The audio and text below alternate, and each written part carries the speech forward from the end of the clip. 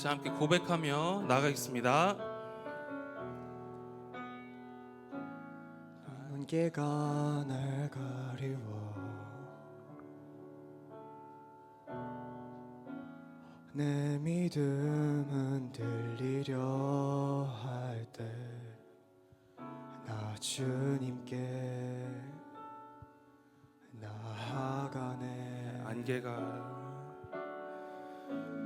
안개가 날 가리워 내 믿음은 들리려 할 때 나 주님께 나아가네. 주님은 산 같아서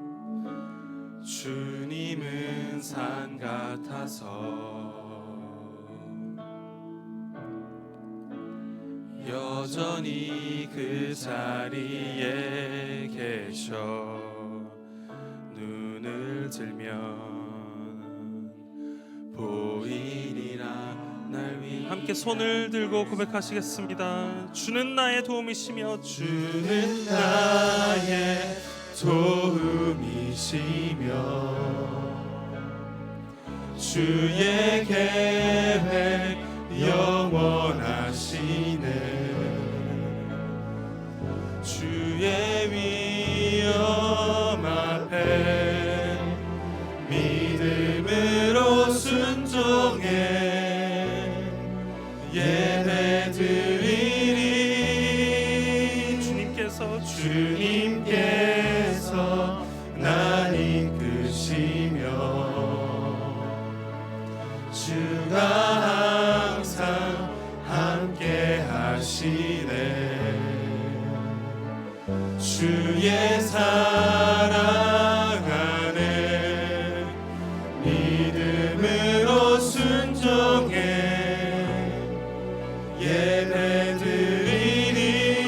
예배드리리 영원히.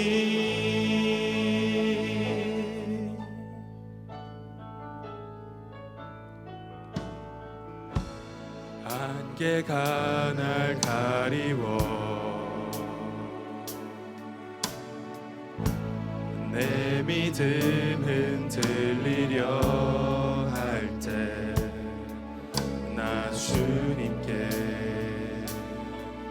나아가네. 함께 다시 한번 고백합니다. 주님은 산 같아서 주님은 산 같아서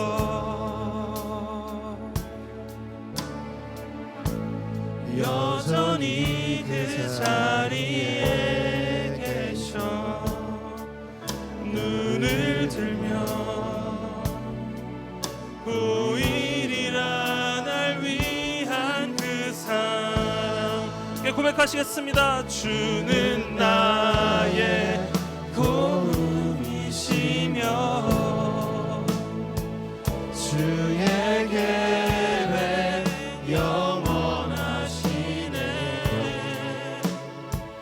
주의 위엄 앞에 믿음으로 순종해 예배드리리. 주님께서 날 이끄시며 주는 항상 함께 하시네. 주의 사랑 안에 주의 사랑 안에 믿음으로 순종해 예배드리리.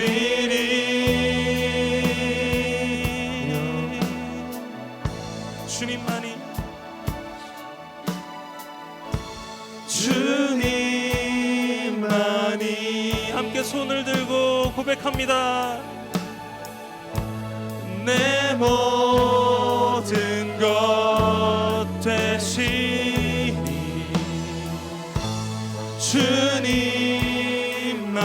주님만을 더 알게 하소서.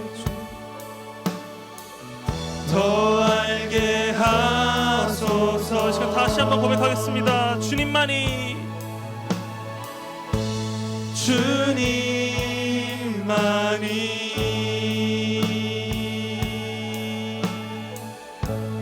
내 모든 것 되시니 주님만을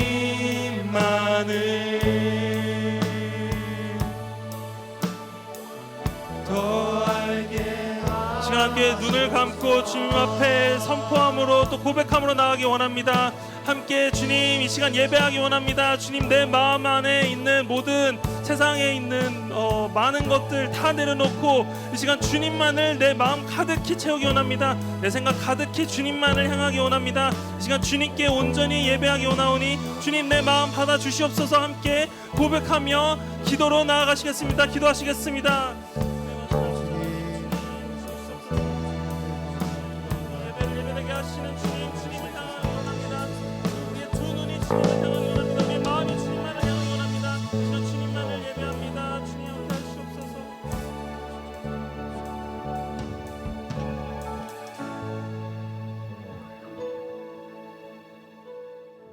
창세기 50장 22절부터 26절까지 말씀. 네, 열심히 찾는 소리가 막 너무 아름답게 들리네요. 성경책 넘기는 소리가. 네, 계속해서 가져오셔야 돼요. 성경책. 네. 창세기 50장 22절부터 26절까지 말씀. 네, 저와 여러분이 한 절씩 교독하겠습니다. 제가 먼저 읽을게요. 이렇게 해서 요셉과 그의 아버지의 모든 집안이 이집트에 살았습니다. 요셉은 110세까지 살았습니다. 그는 에브라임의 자손 3대를 보았습니다.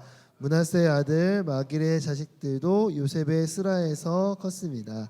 그런 후에 요셉이 그의 형제들에게 말했습니다. 저는 이제 죽지만 하나님께서 분명히 여러분들을 돌아보셔서 여러분을 이 땅에서 데리고 나가 아브라함과 이삭과 야곱에게 맹세하신 땅으로 인도하실 것입니다. 요셉은 이스라엘의 자손들에게 맹세시키면서 말했습니다. 하나님께서 분명히 여러분을 돌아보실 것입니다. 그러면 여러분은 제 뼈를 이곳에서 갖고 나가 주십시오. 함께 읽겠습니다. 요셉이 110세에 죽었습니다. 그들이 요셉을 향로로 처리해 이집트에서 그를 입관했습니다.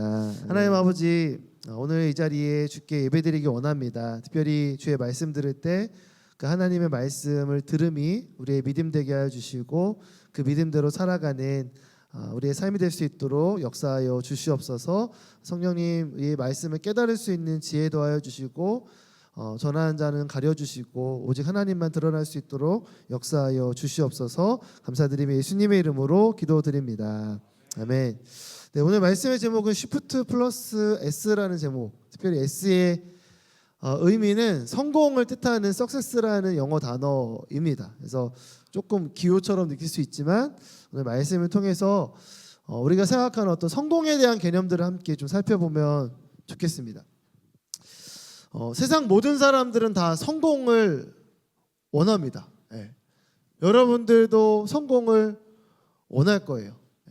우리가 각자 가지고 있는 여러분들 목표하고 있는 성공을 이루기를 다 원합니다. 자신이 목적한 바를 이루는 그 일을 통해서 그 성공의 경험을 통해서 자신의 존재를 증명하고 싶어하는 마음이 우리 모두 가운데 있어요. 어제 그 유퀴즈 보니까 유재석 씨가 방송 30주년이 됐더라고요.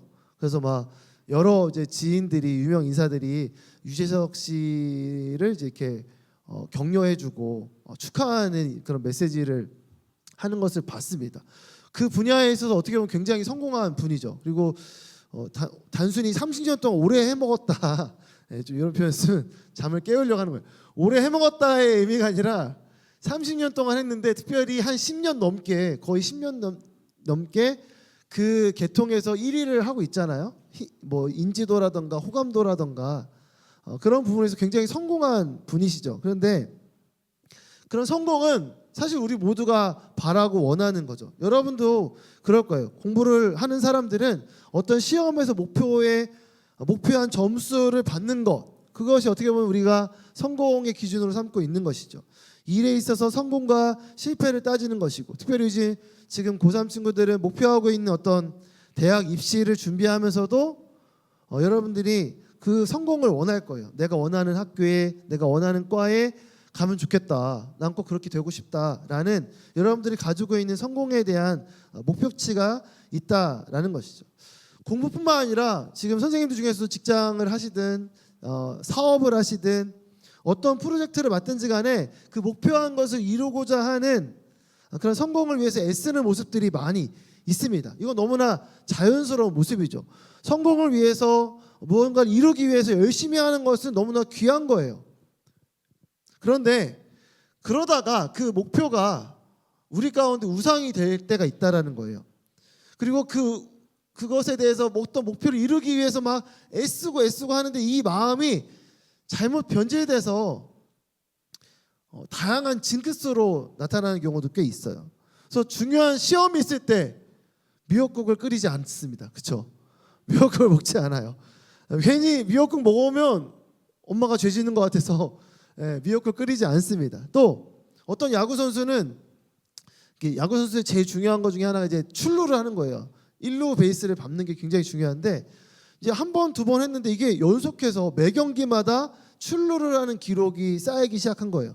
근데 이 선수가 어느 정도까지 기록을 세웠냐면 52경기까지 연속 출루 경기를 세웠어요. 그것도 우리나라 이 야구 리그도 굉장히 수준이 높지만 제일 높다는 메이저 리그에서 52경기 연속 출루 그런 기록을 쌓는 그런 이제 업적을 남긴 거죠. 성공을 한 거죠. 근데 그 성공을 위해서 어떻게 했냐? 매번 똑같은 시간에 일어나서 매일 똑같은 속옷을 입고 똑같은 색깔의 속옷을 입고 똑같은 걸 먹었다고 해요. 점심에 똑같이 쌀국수를 먹었대. 쌀국수를 52일 동안 매일매일 먹은 거예요.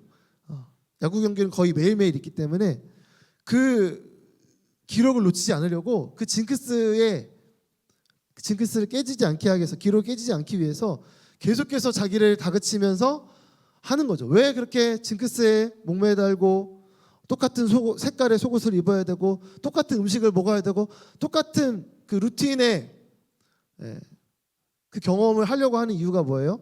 그만큼 성공에 목마르기 때문에 그런 거죠. 그런데 그러한 집착이 때로는 우리를 그 성공의 노예처럼 만들게 된다라는 거예요. 우리 1번 포인트 한번 읽어볼까요? 시작. 세상은 자신의 뜻을 이루는 성공을 위해 노예처럼 살아갑니다. 여기서 노예라는 뜻은 뭐냐면 사전적 정의는 인격으로서의 권리와 자유 없이, 자, 인격으로서의 자유와 권리가 없다. 여러분들 상상도 하지 못하겠죠. 왜냐하면 여러분들은 어렸을 때부터 인격체로서 존중받고 나의 권리를 가지고 내가 무언가를 선택하며 살아왔기 때문에. 그런데 노예라는 거는 그런 인격적인 권리나 자유가 없이 주인의 지배하에 강제로 일하고 또 상품처럼 사고 파는 매매 수단이 되기도 하고 넘겨주는 양도의 대상이 되는 게 노예의 모습이거든요. 사람인데 사람 취급을 못 받는 거예요. 너 뭐 먹을래? 라고 물어보지도 않아요. 주는 거 먹어. 이런 식이 되는 거죠. 그리고 먹을지 말지도 결정해 주지 않죠. 그냥 모든 걸 다 주인이 원하는 대로 하는, 강제적으로 주인의 지배하에 있는 모습이 노예라는 거예요. 근데 마치 우리의 모습이 그 성공을 이루기 위해서 세상이 이야기하는 것에 노예처럼 생각 없이 어떤 권리나 자유의지 아무것도 발휘하지 못하고 그냥 그거에만 목매달고 살고 있는 모습이 우리의 모습일 수 있다라는 거예요. 특별히 세상이 그렇게 자신의 뜻을 이루는 성공을 위해서 노예처럼 살아가고 있는 모습을 볼 수 있다라는 거예요. 왜 그렇게 많은 사람들이, 세상에 있는 많은 사람들이 그렇게 자신의 노예처럼 이렇게 자신의 모든 것들을 빼앗기며 살아가고 있는가? 왜냐하면 두 번째 포인트예요. 읽어볼게요. 같이 앞에 보시고. 자, 여러분 이 포인트를 잘 읽어야 여러분 설교가 들릴 수 있어요. 제 설교는 굉장히 논리적인 걸 중요하게 생각하기 때문에. 자, 2번 같이 읽어볼게요. 시작. 성공의 기준이 잘못되었다는 것을 깨닫지 못해서라는 거예요. 왜 그렇게 노예처럼 살아가냐? 성공이라는 어떤 목표를 이루기 위해서 세상의 노예처럼 살아가냐? 성공의 기준, 성공이 도대체 뭐냐라는 것을 잘 알지 못해서 그래요. 잘못돼 있어요. 기준이 잘못돼서 그런 거예요. 우리가 생각하는 성공이 뭘까? 오늘 소그룹 나눔의 두 번째 질문이 뭐냐면 내가 생각하는 성공은 뭐냐라는 게 두 번째 질문의 포인트예요. 우리 소그룹 나눔 시간에 두 번째 우리가 해야 될 질문. 내가 생각하는 성공. 여러분 생각하는 성공은 뭐예요? 여러분 생각하는. 여러분이 중학생, 고등학생으로서 생각하는 성공. 뭐 공부에 대한 거, 입시에 대한 거, 또 개인적으로 뭐 운동을 한다든가, 내가 원하는 어떤 수집을 한다든가, 아니면 뭐 어떤 게임을 하는 친구는 어느 레벨이 올라가는 게 내 어떤 성공의 모습이라고 볼 수 있겠죠. 어떤 유튜버는 그냥 조회수 100만을 기준으로 삼는 것 같아요. 아, 이 콘텐츠가 100만을 찍었다. 요즘에는 100만 찍으면 뭐 이렇게 별표처럼 뭐가 있는 것 같은데, 그렇죠? 유튜브 보면은 100만 찍으면은 그 유튜브 영상은 좀 더 이렇게 스페셜하게 해주는 그런 표시가 많이 있는 것 같아요. 또 어떤 사람들은 성공의 기준을 이렇게 얘기하기도 하더라고요. 식당에 들어가서 메뉴판을 보지 않아. 가격을 숫자를 보지 않아. 저 이거요. 이렇게 해서 먹을 수 있으면 난 성공했다라는 생각이 들더라. 예. 이게 10만 원짜리인지 20만 원짜리인지 재지 않고 그냥 나 이거 먹을 수 있으면 내가 성공했다라고 생각을 한다라는 거죠. 사람들은 주로 어떤 거에서 성공했다라고 생각하냐, 성공의 의미를 두냐.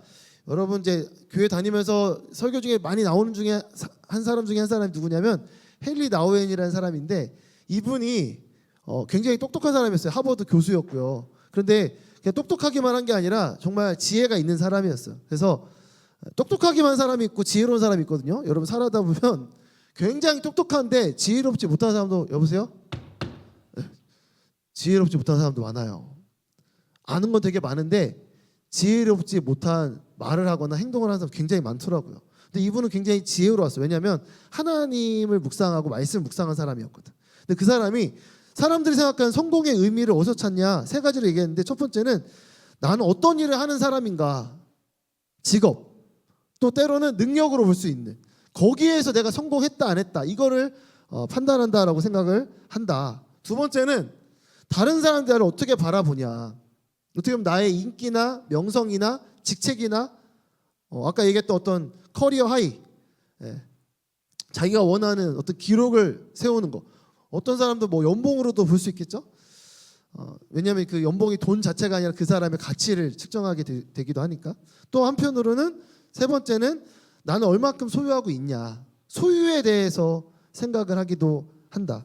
능력이나 사람들이 불러준 어떤 직책이나 존경을 받냐, 인기를 얻고 있냐, 아니면 내가 얼마큼 돈을 가지고 있냐, 재산을 가지고 있냐, 이런 것들로 세상 사람들은 주로 성공의 의미를 부여한다는 거죠. 우리의 모습 가운데도 없다고 하면 거짓말이죠. 우리의 모습 속에도 나도 좀 좋은 직업에 좋은 돈도 많이 벌고 많은 사람들로부터 사랑받고 싶고, 이게 기본적인 우리의 모습인 것 같아요. 그런데 만약에 이것만 성공의 기준으로 삼았다면, 오늘 우리가 읽은 본문 말씀에 있는 주인공은 요셉이라는 사람이거든요. 그래서 요셉은 굉장히 성공한 사람이었어요. 그 당시 나라의 총리, 그러니까 왕정 체제에서 가장 높은 정치인이었고요. 뭐 정치인, 그 당시는 뭐 그 정치 권력이 그대로 곧 재산이 되는. 여러분들 이집트에 있는 피라미드나 스핑크스나 이런 거 다 왜 세워진 거예요? 왕이 세우라고 하니까 세워진 거잖아요. 나라가 전력을 다해서 그걸 만든 거예요. 그 위치가 재산과 이 모든 것들을 결정짓잖아요. 요즘에도 지금 21세기에도 가장 제대로 된 부자는 누구예요? 사실은 기업가가 아니죠. 얼마 전 우리나라 왔던 그 왕들 있잖아요. 그 사람들은 그냥 나라가 자기 거거든요.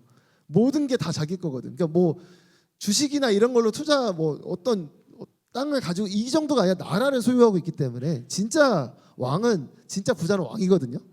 그런데 이 요셉이 만약에 이런 의미로서, 세상이 가지고 있는 성공의 의미로서 그렇게 살았다면 이 사람은 어떻게 했을까? 아마 이 사람은 자신이 세상적인 가치로서의 성공을 만약에 추구했다면 일단 어느 위치가 됐을 때 바로 자신의 형들을 찾아가서 한 명씩 막 고문하면서 구덩이에 빠뜨리고 막 뺐다가 빠뜨리고 막 이런 식으로 고문하면서 죽였을지 몰라요. 엄청난 복수를 했을지 몰라요. 자신의 가진 힘을 가지고. 또 때로는 아예 그냥 노예가 됐을 때 자기 그냥 포기해버렸을지도 몰라. 내가 이렇게 형들의 17살, 여러분 17살 집 있잖아요. 17살 나이에 형들한테 배신당해서 이집트에 팔려갔잖아요. 우리가 잘 아는 이집트 왕자. 여러분 봤었던 애니메이션 다 떠올려야 돼요. 그때에 그렇게 팔려갔으니까 형들을 찾아서 복수를 하거나 아니면 근데 열심히 살려고 했는데 갑자기 일이 꼬여가지고 또 막 감옥에 갇히기도 하고 안 되겠다. 나는 안 되는가 보다. 그냥 노예로 살아야 되나 보다. 아니면 감옥에 들어가서 야 내가 열심히 살아가지고 노예로서도 어느 정도 성공하려고 했는데 또 이렇게 감옥에 갇히다니 이러면서 자포자기하면서 자기의 삶을 끝내버렸을지도 모른다는 거죠. 그러니까 여기에 우리의 성공의 의미를 두면 막 힘을 엄청나게 발휘하거나 자신을 그냥 그 상황 가운데 그냥 놔 버리거나 노예로 살아가 버리거나 아니면 자신의 생명마저도 그냥 놔버릴 수 있는 스스로의 삶을 포기해버릴 수 있는 세상이 말하는 성공의 의미에 거기에 기준을 뒀다면 그렇게 이 요셉이란 사람도 그렇게 쓰러졌을지 몰라요. 그러나 요셉은 세상의 성공이 아니라 제대로 된 하나님 안에서의 성공의 의미를 받고 그것을 선택하며 살았다는 거예요. 3번 포인트 한번 읽어볼게요. 3번 같이 읽어볼게요. 시작. 진정한 성공은 나의 뜻이 아니라 하나님의 뜻이 이루어지는데 쓰임받는다라는 거예요. 쓰임받는 거라는 거예요. 자, 요셉이 지금 오늘 본문의 배경은 맨 마지막 죽기 전에 아까 110세 자꾸 나왔잖아요. 마지막 죽기 전에 그가 남겼던 삶의 마지막 흔적의 모습이에요. 그가 어떻게 살았는지를 한번 살펴보기 원해요. 22절 23절에 보면 어떻게 시작하냐면 이렇게 해서 요셉과 그의 아버지의 모든 집안이 이집트에 살았다라고 되어져 있어요. 이 문장이 의미하는 건 뭐냐면 이때가 어떤 때였냐면 자기 아버지 야곱이 죽은 때였어요. 죽고 나서 모든 형제들이 뭘 두려워했냐면 요셉이 우리에게 복수를 할 거야 라고 생각을 했어요. 왜냐하면 아버지가 살아계실 때까지는 그래도 버틴 거고 아버지가 돌아가시면 옛날에 17살 때 받았던 그 상처, 그 트라우마가 다시 발동이 돼가지고 우리를 다 이제 죽일 거야 뭐 이렇게 생각을 하고 있었던 때라는 거죠. 근데 요셉이 어떻게 했어요? 그러지 않았어요. 우리가 읽은 본문 앞쪽에 있는 내용이 다 뭐냐면 나 안 그럴 거니까 걱정하지 말라고. 그리고 내가 이렇게 노예로 팔려와서 이집트에서 이렇게 살게 된 거 다 하나님께서 날 구해주신 거고 나만 구해주신 게 아니라 우리 모두를 구원하시기 위해서 하신 것 같다. 뭐 이런 얘기를 하는 장면이거든요. 근데 그가 정말 그 말한 대로 살았어요. 요셉과 그의 아버지의 모든 집안이 이집트에 살 수 있도록 그가 배경이 되어줬어요. 심지어 이게 단순하게 몇 년의 일이 아니라 야곱이 죽고 요셉이 죽는 이 타이밍의 기간이 언제냐면 한 50년의 시간이 있어요. 공백이 있어요.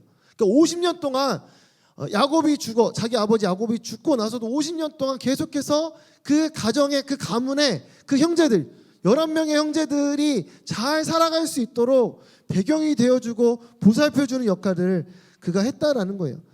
더 나아가서 23절에 보면 에브라임의 자손 3대 그러니까 자기의 아들 그러니까 고손자까지 그러니까 손자의 손자까지도 볼 만큼 그 대대손손 자녀들을 잘 살 수 있도록 도와주는 자가 되었어요. 더 나아가서 그 뒤에 있는 마길이라는 사람이 나오는데 이 마길이라는 사람은 사실은 이 므낫세라는 아들이 이방인 여인과 결혼해서 낳은 자식이었어요. 근데 그 당시만 해도 민족주의나 이런 게 굉장히 강했기 때문에 이방인의 자녀는 사실은 나 얘는 자식으로 안 둘래라고 이렇게 선 그을 수 있는 시대거든요. 왕이 다스리는 시대라니까. 막 피라미드 지어지던 시대라니까. 근데 어떻게 해요? 그 마길의 자식들도 요셉이 다 함께.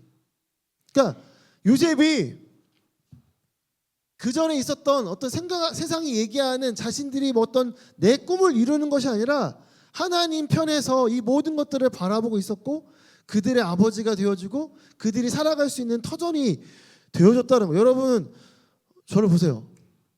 제가 자주 하는 말 중에 하나가 뭐냐면 시간이 모든 걸 다 해결해 주지는 않는다라는 거예요. 이거 굉장히 중요한 건데요. 신앙의 연수가 는다고 해서 무조건 성숙해지는 건 아니에요. 그래서 잠을 깨야 돼 얘들아. 고개 들어봐.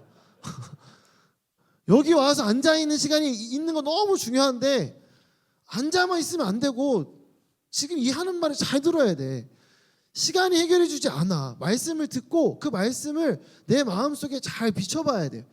내 마음이 틀어져 있지 않은지를 들여다보지 않으면 나이가 30이 되고 40이 되고 50이 되고 60이 돼도 안 돼요. 그리고 주변에 사람이 없어져요. 말을 안 해줘요.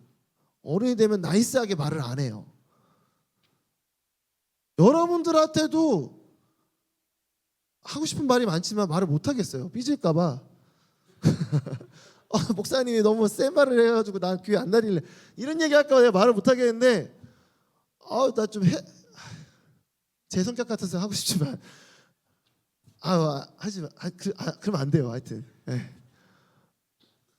제발 그러면 안 돼요. 제가 어른이 되면 느낀 건 어른 되기가 쉽지 않다는 거예요. 지금 요셉이 이렇게 하는 게 뭐 할아버지니까 당연히 그렇게 해야 되는 거 아니야? 총리라며. 부자 할아버지가 당연히 그렇게 부자 할아버지가 이렇게 당연한 건 없는 거예요. 요셉이 그만큼 그 품이 넓었다라는 거예요. 엄청나게. 왜 요셉이 그렇게 품이 넓었냐? 그 다음 말씀에 있어요. 자, 24절, 25절 말씀을 한번 같이 읽어보겠어요. 같이 읽어보겠습니다. 24절, 25, 시작. 그런 후에 요셉이 그의 형제들에게 말했습니다. 저는 이제 죽지만 하나님께서 분명히 여러분을 돌아보셔서 여러분을 이 땅에서 데리고 나가 아브라함과 이삭과 야곱에게 맹세하신 땅으로 인도하실 것입니다. 요셉은 이스라엘 자손들에게 맹세시키면서 말했습니다. 하나님께서 분명히 여러분을 돌아보실 그러면 여러분은 제 뼈를 이곳에서 나가 주십시오. 네. 자, 요셉이 요셉 될 수 있었던 그렇게 품이 넓은 할아버지가 될 수 있었던 데에는 그 중심 안에 하나님을 향한 확실한 믿음이 있었기 때문에 그래요. 얼마만큼 확실한 믿음이냐면 여기 나와 있는 것처럼 죽어도 내가 이 이집트 땅에서 묻히지 않겠다. 자, 이집트 땅은 사실 요셉이 제일 편한 땅이에요. 요셉이 17살에 노예로 팔려가가지고 이집트 땅에 왔어요. 지금 110세 얘기하고 있잖아. 적어도 90년은 이집트에 살았단 말이죠. 90년 동안 살면서 자신이 해놓은 게 많아. 업적을 많이 남겼어요. 누릴 수 있는 게 엄청 많은 땅인데 사실 잘만 얘기하면은 왕만큼은 아니어도 작은 피라미드 하나 정도 세울 수 있을 만큼의 그 정도 위치였다는 거죠. 근데 그가 난 이 땅에 묻히지 않을 거라는 얘기를 한다는 거예요. 왜 그래요? 이 사람의 성공의 기준이 달랐기 때문에 그래요. 그 이집트라는 땅은 쉽게 생각하면은 세상으로 볼 수 있어요. 왕이 다스리는 파라오가 다스리는 땅, 세상의 기준과 세상의 가치가 충만한 땅이에요. 근데 요셉은 그 기준을 따르지 않았다는 거죠. 나 피라미드 지어주세요 이런 얘기 안 했다라는 거예요. 뭐예요 지금? 나 죽고 나서 나를 하나님께서 약속하신 그 땅에 묻어져 달라고 지금 얘기를 하고 있어요. 왜냐하면 하나님께서 분명히 나는 지금 죽지만 하나님께서 분명히 여러분을 돌아보셔서 여러분을 이 땅에서 데리고 나가서 하나님께서 약속하신 그 땅에 인도하실 거기 때문에 나는 그걸 진짜 믿으니까 하나님의 약속의 말씀 믿기 때문에 나는 그 약속의 말씀을 따라 살겠습니다. 난 그걸 선택합니다 라고 지금 고백을 하고 있는 것이죠. 근데 이게 이 요셉의 마음의 중심에 있었다라는 거예요. 뭐예요? 하나님을 향한 신실한 믿음, 하나님의 말씀에 대한 정확한 믿음이 있었다라는 거예요. 그게 있으니까 세상의 어떤 성공의 기준이 이 사람이 흔들리지 못하는 거예요. 진정한 성공의 기준이 내 뜻, 세상의 뜻이 아니라 하나님의 뜻에 있다라는 것을 알았기 때문에. 우리 3번 포인트 한 번만 더 읽어주세요. 3번 포인트. 여러분 이 말씀을 기억하면서 3번 포인트를 다시 한번 읽으면 좋겠어요. 같이 읽어볼게요. 시작. 진정한 성공은 나의 뜻이 아니라 하나님의 뜻이 이루어지는 거에 쓰임받는 거라는 거예요. 자, 요셉이 살았던 삶은 그냥 내가 잘 먹고 잘 살고 내가 공급종이 되고 내가 원하는 거 이루고 내가 죽었을 때 화려한 무덤이 있고 이런 나의 뜻, 세상의 뜻이 이루어지는 게 아니라 요셉의 성공의 기준은 그가 목표했던 삶은 하나님의 말씀이었다고요. 하나님이 아브라함에게 주셨던 약속의 말씀, 네가 본토 친척집을 떠나서 내가 명령하는 그 땅을 가라라는 그 말씀, 지시한 그 땅을 가라는 그 말씀이 그것이 기준이 되었고 그것이 아브라함과 이삭과 야곱에게 이어졌고 심지어 야곱도 그 죽을 때 이런 얘기했어요. 나는 이제 죽게 되지만 하나님께서 너희와 함께 하시고 너희를 너희 조상의 땅으로 데려가실 것이다. 이게 창세기 48장 21절에 있는 야곱이 죽으면서 했던 유언의 말씀이었어요. 뭐예요? 자기 말이 아니에요. 결국 하나님 말씀이에요. 하나님이 분명히 너네들을 데리고 갈 거야. 약속하신 그 땅으로 너네를 분명히 인도하실 거야. 라는 말을 야곱이 했고 지금 요셉도 또 하고 있는 거예요.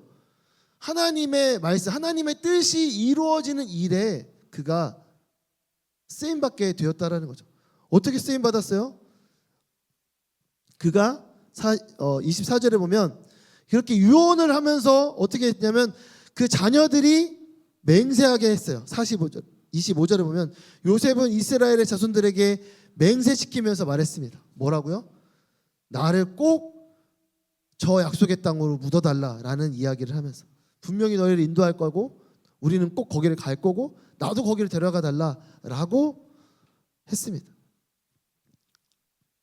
하나님은 그렇게 우리를 하나님의 말씀을 뜻을 이루는 데에 우리를 쓰시길 원하고 우리가 정말 하나님을 믿는 사람이라면 우리의 성공의 기준은 내가 돈을 벌든 어떤 높은 위치에 있든 또 그렇지 않든 간에 그것이 중요한 것이 아니라 우리의 인생의 성공의 기준은 나를 통해서 하나님 뜻이 이루어졌냐 안 졌냐 아니냐 이루어진 거냐 아닌 거냐 여기에 있다라는 거예요.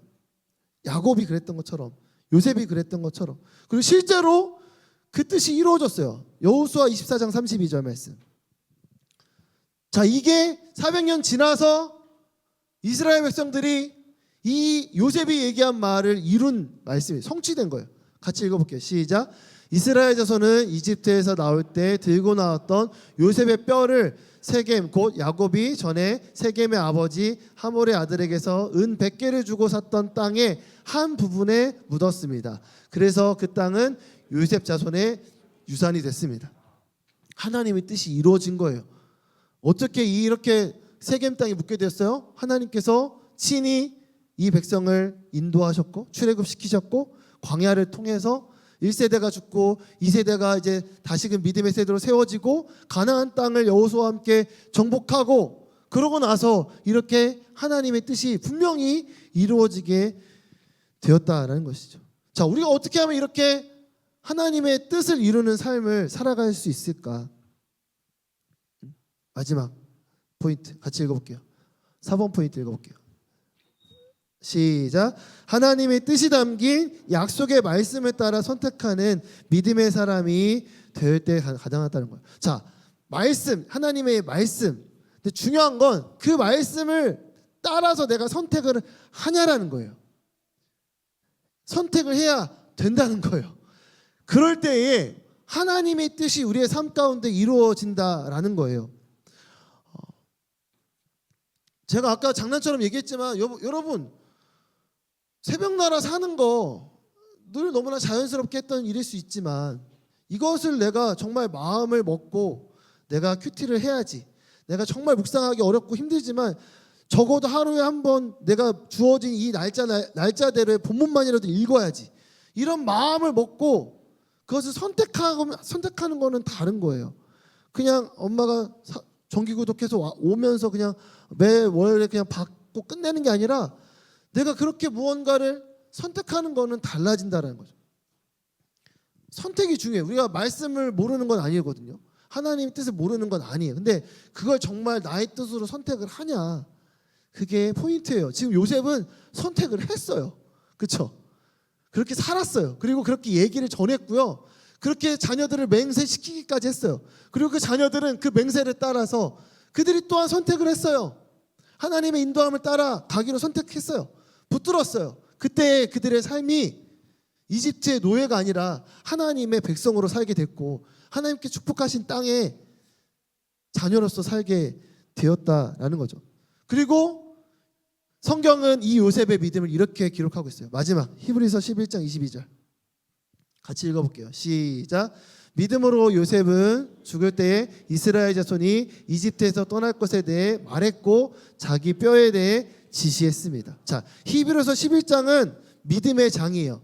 성경에 있는 많은 유명한 사람들이 특별히 믿음으로 살았던 살아들에서 기록한 장이 히브리서 11장인데 요셉이 했던 수많은 일들이 있죠. 우리가 봤었던 팔려다니고 막 노예됐다가 막 감옥에 갔다가 예언했다가 꿈풀이 해줬다가 막 총리 되고. 근데 요셉이 했던 일 중에서 제일 중요하게 보는 믿음의 포인트로 봤을 때 중요한 건 뭐예요? 내 뼈를 가나안 땅에 묻어라. 그리고 너네는 분명히 하나님께서 인도해서 축복의 땅, 약속의 땅으로 보낼 것이다 라는 그 말을 전한 것. 그것이 성경에서는 이 요셉을 바라보는 관점이 된다라는 거예요. 우리를 평가하는 기준이 된다라는 거예요. 우리의 성공의 기준은 어디에 있다? 하나님의 말씀에 있다라는 거예요. 우리가 우리의 일상의 삶을 잘 살아야 돼요. 공부도 열심히 하고 뭐 운동하는 친구 운동도 열심히 해야 되고 예체능하는 친구도 열심히 해야 돼요. 근데 그것은 우리가 이루어야 될 어떤 단기적인 목표가 될 수 있기는 해요. 근데 그것이 우리의 인생의 목적이 될 수는 없어요. 우리 인생의 목적은 뭐예요? 하나님의 기준에 하나님의 눈에 보았을 때 그 약속의 말씀, 하나님의 뜻을 이루는 통로가 되었는가 아닌가. 그냥 지인 생활 열심히 살았냐, 아니면 정말 하나님의 백성답게 하나님의 뜻 가운데 그 말씀에 따라 선택하며 살아갔냐 아니냐. 그것이 우리의 성공의 기준이 되기를 주님의 이름으로 축복합니다. 우리 가운데 이 시기에 요셉이 17살에 팔려갔을 그 나이가 17살이었는데 우리에게 어떻게 보면 이제 시작점이 된 거죠. 믿음의 시작점. 요셉이 요셉 될 수 있었던 어찌 보면 고난스러운 시간이었지만 그가 그렇게 하나님을 온전히 붙들 수 있었던 이유는 뭘까? 어찌 보면 요셉이 배신을 당하고 팔려가고 엄청난 고난 가운데 있었기 때문에 바꿔 얘기하면 붙들 수 있는 분이 하나님밖에 없었던 거예요. 여러분들이 가지고 있는 고민과 고통스러운 현실과 여러분 안에 있는 갈등과 이 모든 게요, 하나님을 떠날 이유가 아니라 하나님을 오히려 붙들 수 있는 근거가 된다는 걸 꼭 기억하셔야 돼요. 늘 얘기하잖아. 친구가 없어요. 캠프에 못 가요? 친구가 없으니까 캠프를 가야 되는 거야. 있어도 큐티를 안 해요. 해야지 큐티를 하는 거예요. 엉뚱한 잘못된 자꾸 변명하지 마요. 그냥 하나님을 직면하세요. 그 모든 현실은요, 좋은 거든 나쁜 거든 하나님께 갈 수밖에 없는 이유가 되는 줄을 믿습니다. 아멘. 그분을 붙들 때에 우리는 하나님께 붙들린 하나님의 자녀가 될 줄로 믿습니다. 이제는 우리를 구원하신 예수 그리스도의 은혜와 하나님 아버지의 놀라우신 사랑하심과 성령 하나님의 교통하심이 하나님의 말씀에 따라 성공의 기준을 잡고 흔들리지 않는 믿음으로 주님을 선택하며 살아가기로 결단하며 나아가는 이 자리에 머리 숙인 주의 백성들 머리 위에, 그들의 가정과 학업과 일터 위에, 온누리교회와 선교사님들 위에 이제로부터 영원토록 함께하옵시기를 간절히 축원하옵나이다. 아멘.